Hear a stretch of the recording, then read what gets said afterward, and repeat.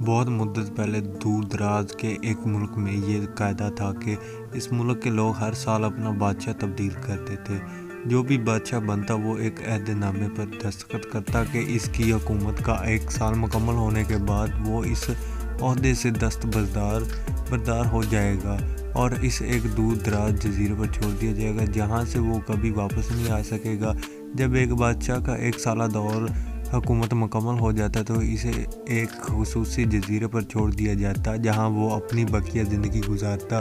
اس موقع پر اس بادشاہ کو بہترین لباس پہنایا جاتا اور ہاتھی پر بٹھا کر اسے پورے ملک کا الوداعی سفر کروایا جاتا جہاں وہ سب لوگ کو آخری بار خیر باد کہتا اور بہت ہی افسوسناک اور غم زدہ لمحات ہوتے اور پھر وہاں کے لوگ بادشاہ کو اس جزیرے پر ہمیشہ کے لیے چھوڑ آتے۔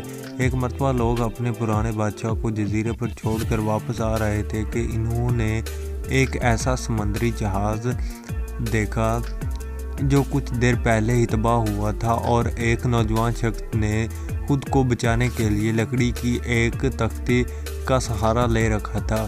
چونکہ ان لوگوں کو ایک نئے بادشاہ کی بھی تلاش تھی لہٰذا انہوں نے اس نوجوان شخص کو اپنی کشتی میں بٹھا لیا اور اپنے ملک لے آئے اور اس سے 1 سال کی حکومت کرنے کی درخواست کی۔ پہلے تو وہ نوجوان نے منع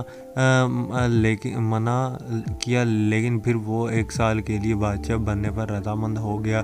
وہاں کے لوگوں نے اسے بادشاہت کے تمام اصول اور طریقے سمجھا دیے اور یہ بھی بتایا کہ 1 سال کے بعد وہ اسے فلاں مخصوص جگہ پر چھوڑ آئیں گے۔ بادشاہ کے تیسرے دن ہی اس نوجوان بادشاہ نے اپنے وزیر سے کہا مجھے وہ جگہ دکھائی جائے جہاں گزشتہ تمام بادشاہوں کو بھیجا گیا تھا۔ وزیر نے بادشاہ کی خواہش کا احترام کرتے ہوئے اسے وہ جزیرے دکھانے کا اہتمام کیا گیا اور وہ جزیرہ مکمل طور پر جنگل تھا اور جنگلی جانوروں سے بھرا ہوا تھا۔ ان جانوروں کی آوازیں جزیرے کے باہر تک سنائی دے رہی تھی۔ بادشاہ جائزہ لینے کے لیے تھوڑا سا جنگل کے اندر گیا اور وہاں اس کے پچھلے تمام بادشاہوں کے ڈھانچے پڑے نظر آ رہے تھے۔ سمجھ گیا کہ بہت جلد اس کا بھی یہی حال ہوگا اور جنگلی جانور اس کو چیر پھاڑ کر کھا جائیں گے۔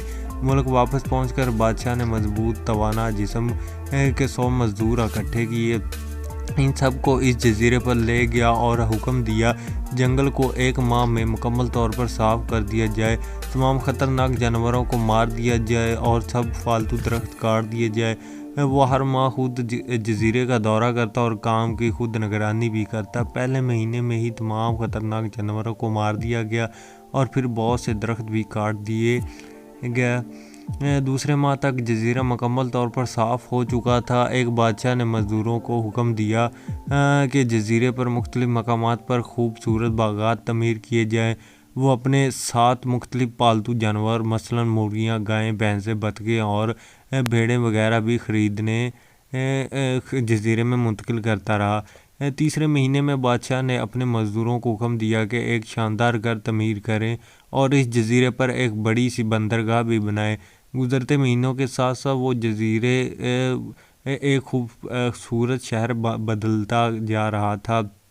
وہ نوجوان بادشاہ بہت سادہ لباس زیب تن کرتا اور اپنی ذات پر بہت کم خرچ کرتا۔ ابھی سے وہاں جانا چاہتا ہوں، بادشاہ نے کہا۔ وزیر اور دوسرے وزراء اس بات پر متفق نہیں ہوئے اور بادشاہ سے کہا آپ کو 2 ماہ مزید صبر کرنا ہوگا تاکہ سال مکمل ہو جائے۔ سال پورا ہو جانے کے بعد ہی آپ کو اس جزیرے پر چھوڑا جائے گا۔ بالآخر 2 ماہ مکمل ہو گئے اور بادشاہت کا 1 سال ختم ہو گیا۔